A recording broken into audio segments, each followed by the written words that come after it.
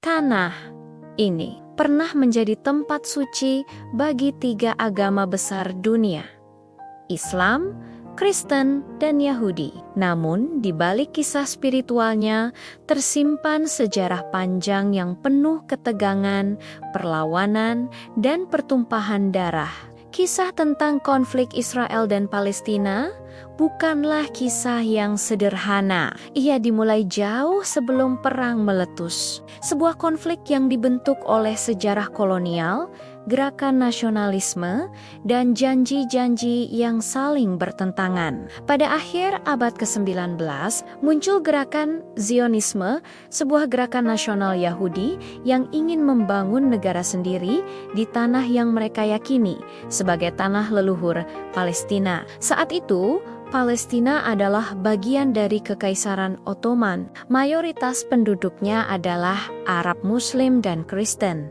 yang hidup berdampingan dengan komunitas Yahudi lokal yang jauh lebih kecil. Namun, gerakan migrasi Yahudi dari Eropa mulai meningkat. Dalam beberapa dekade, ketegangan antara penduduk lokal Arab dan imigran Yahudi mulai terasa. Setelah Perang Dunia I, Kekaisaran Ottoman runtuh, Palestina jatuh ke tangan Inggris melalui sistem mandat dari Liga Bangsa-Bangsa. Tahun 1917, Inggris mengeluarkan Deklarasi Balfour, sebuah pernyataan yang mendukung pembentukan tanah air nasional bagi orang Yahudi di Palestina. Namun, pada saat yang sama, Inggris juga menjanjikan kemerdekaan bagi bangsa Arab. Dua janji yang saling bertentangan inilah yang kemudian menjadi akar dari konflik yang tak kunjung usai. Ketika migrasi Yahudi ke Palestina meningkat pada tahun 1930-an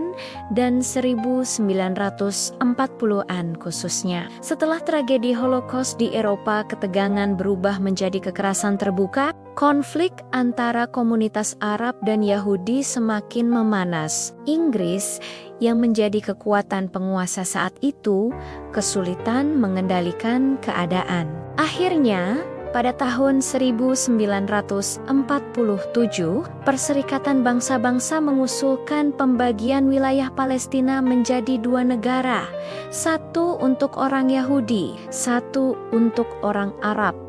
Yerusalem akan menjadi wilayah internasional. Komunitas Yahudi menerima usulan tersebut. Namun, mayoritas Arab Palestina dan negara-negara Arab menolaknya, menganggapnya sebagai bentuk perampasan tanah. Pada 14 Mei 1948, pemimpin Yahudi David Ben-Gurion memproklamasikan berdirinya negara Israel. Hanya sehari setelahnya, 5 negara Arab Mesir, Yordania, Suriah, Lebanon, dan Irak mengumumkan perang terhadap negara baru tersebut. Inilah awal dari Perang Arab-Israel pertama. Dalam perang ini, lebih dari 700.000 warga Palestina mengungsi atau diusir dari tanah mereka, peristiwa yang oleh rakyat Palestina disebut sebagai Nakba atau malapetaka. Sementara bagi orang Yahudi, ini adalah kemenangan atas impian yang telah lama diperjuangkan. Konflik ini tidak berakhir dengan perang tahun ke-1948, justru itulah awal dari babak panjang konflik yang terus bergulir hingga hari ini.